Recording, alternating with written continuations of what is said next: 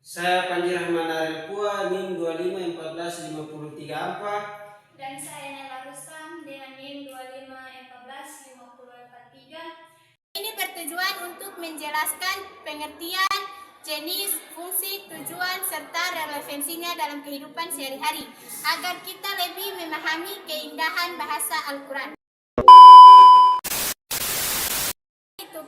Kasam adalah sumpah yang digunakan untuk menegas dan memperkuat suatu kebenaran agar tidak menimbulkan kerugian. Dalam Al-Quran, kasam digunakan untuk memperkuat pesan wahyu Allah Subhanahu wa Ta'ala. Dan apa itu amsal? Amsal adalah perumpamaan atau analogi yang digunakan Al-Quran untuk menjelaskan suatu konsep sehingga lebih mudah dipahami manusia. Kasam dan amsal dalam ulumul Quran merupakan bagian penting karena membantu memahami pesan, hikmah, dan keindahan bahasa Al-Quran. Sini ada beberapa unsur qasam. Sebuah kalimat sumpah baru dikatakan lengkap jika memenuhi 3 unsur ini. Yang pertama, adat qasam. Perangkat atau kata yang digunakan untuk bersumpah biasanya berupa huruf seperti waw yang artinya demi, ba atau ta. Yang kedua, muqsam bih, sesuatu yang dijadikan sumpah atas nama siapa atau apa. Di dalam Al-Quran Allah Subhanahu wa Ta'ala sering bersumpah dengan namanya sendiri atau makhluknya. Contoh ad-duha, waktu duha. Yang di sini Allah memakai makhluknya yaitu waktu. Ketiga, muqsam alaih, isi pernyataan yang ingin ditegaskan atau diperkuat oleh sumpah tersebut. Berikut macam-macam qasam. Qasam terbagi menjadi 2, yaitu yang pertama qasam zahir atau nyata, jelas. Sumpah yang disebutkan secara gamblang di dalam ayat menggunakan kata sumpah. Contohnya akan ada dibahas. Yang kedua, qasam mudmar atau tersembunyi. Sumpah yang tidak disebutkan kata sumpahnya secara langsung, namun maknanya tersirat dan sepertinya dan biasanya ditandai oleh huruf penegas seperti lam taukid dan nun taukid. Berikut adalah contoh dan tujuan qasam. Pertama, contoh dalam surat Ad-Duha ayat 1-2. Allah bersumpah demi waktu duha dan malam yang sunyi. Mengapa?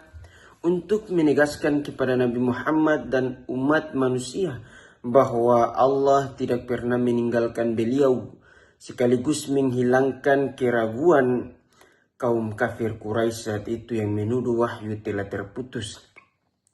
Dan tujuan utamanya apa?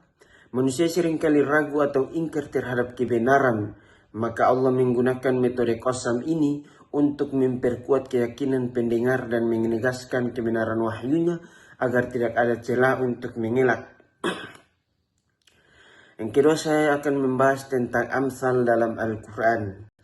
Amsal adalah bentuk jamak dari mathal, yang artinya perumpamaan, analogi, atau metafora. Allah menggunakan gaya bahasa ini untuk mendekatkan makna yang abstrak atau tidak terlihat menjadi konkret bisa dibayangkan manusia.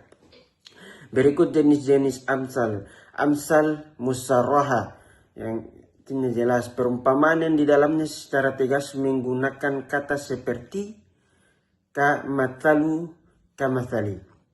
Kedua, amsal kaminah, tersirat, perumpamaan yang tidak menggunakan kata seperti tetapi redaksi ayatnya mengandung makna analogi yang sangat dalam jika direnungkan. Ketiga, amsal mursalah, ayat-ayat pendek yang berdiri sendiri tetapi memiliki kandungan hukum atau hikmah yang luas sehingga sering dijadikan peribahasa atau prinsip hidup oleh manusia. Contoh, tidak sama antara yang buruk dengan yang baik. Berikut contoh dan manfaat amsal. Pertama contoh di surat Al-Baqarah ayat 261. Allah mengumpamakan orang yang bersedekah seperti menanam satu benih yang tumbuh menjadi 7 bulir.